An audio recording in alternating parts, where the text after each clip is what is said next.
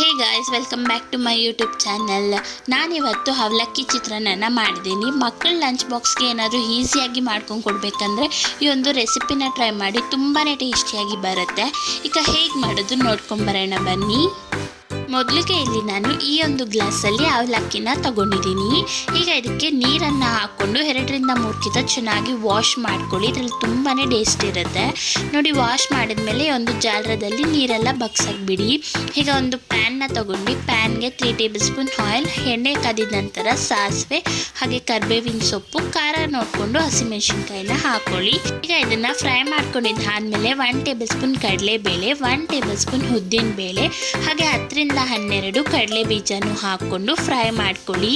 ಫಸ್ಟೇ ಕಡಲೆ ಬೀಜನ ಫ್ರೈ ಮಾಡಿಕೊಂಡು ಸಹ ಯೂಸ್ ಮಾಡ್ಕೊಬೋದು.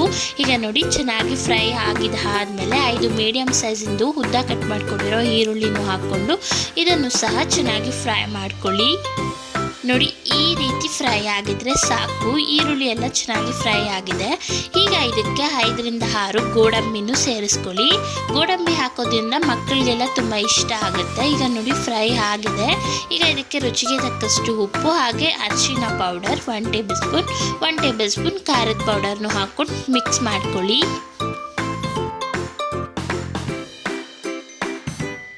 ಮಿಕ್ಸ್ ಮಾಡ್ಕೊಂಡಿದ್ದಾದಮೇಲೆ ಇದಕ್ಕೀಗ ಅವಲಕ್ಕಿನ ಹಾಕ್ಕೊಂಡು ಇದನ್ನು ಸಹ ಚೆನ್ನಾಗಿ ಮಸಾಲೆ ಎಲ್ಲ ಹಿಡಿಯೋ ಹಾಗೆ ಮಿಕ್ಸ್ ಮಾಡ್ಕೊಳ್ಳಿ.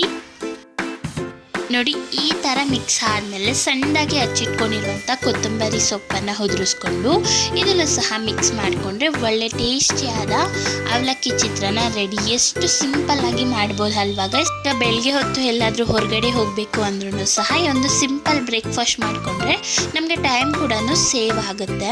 ಇದೇ ರೀತಿ ಟೇಸ್ಟಿ ರೆಸಿಪೀಸ್ ಬೇಕಿದ್ರೆ ಪ್ಲೀಸ್ ನಮ್ಮ ಚಾನಲ್ನ ಸಬ್ಸ್ಕ್ರೈಬ್ ಮಾಡ್ಕೊಳ್ಳಿ. ಇಲ್ಲಿವರೆಗೂ ಸಬ್ಸ್ಕ್ರೈಬ್ ಮಾಡ್ಕೊಂಡಿರೋರಿಗೆಲ್ರಿಗೂ ತುಂಬಾ ಧನ್ಯವಾದಗಳು. ಹಾಗೆ ಒಂದು ವಿಡಿಯೋ ಇಷ್ಟ ಆಗಿದ್ರು ಪ್ಲೀಸ್ ಲೈಕ್ ಮಾಡಿ ಹಾಗೆ ನಿಮ್ಮ ಫ್ರೆಂಡ್ ಫ್ಯಾಮಿಲಿಗೂ ಸಹ ಶೇರ್ ಮಾಡಿ. Thank you for watching.